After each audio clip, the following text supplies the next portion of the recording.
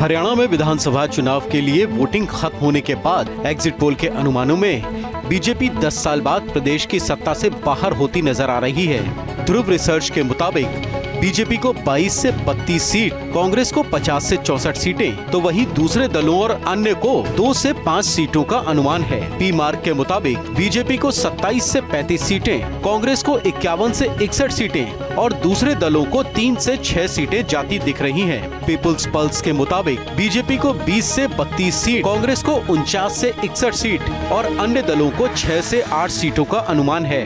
मेट्राइज के मुताबिक बीजेपी को 18 से 24 सीट, कांग्रेस को 55 से 62 सीट और अन्य दलों को 3 से 6 सीटें मिल सकती हैं। सी वोटर्स एग्जिट पोल के मुताबिक बीजेपी को 20 से 28 सीटें, कांग्रेस को 50 से 58 सीटें और अन्य दलों के खाते में 12 से 14 सीटें जा सकती हैं। एग्जिट पोल के बाद बीजेपी और कांग्रेस अपनी अपनी जीत के दावे करते नजर आ रहे हैं।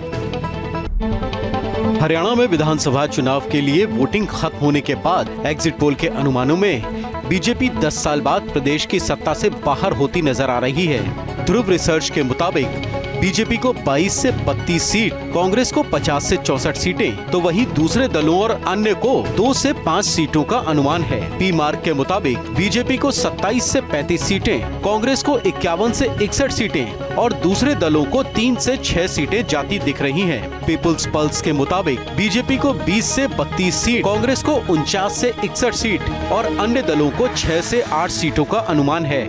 मेट्राइज के मुताबिक बीजेपी को 18 से 24 सीट, कांग्रेस को 55 से 62 सीट और अन्य दलों को 3 से 6 सीटें मिल सकती हैं। सी वोटर्स एग्जिट पोल के मुताबिक बीजेपी को 20 से 28 सीटें, कांग्रेस को 50 से 58 सीटें और अन्य दलों के खाते में 12 से 14 सीटें जा सकती हैं। एग्जिट पोल के बाद बीजेपी और कांग्रेस अपनी अपनी जीत के दावे करते नजर आ रहे हैं।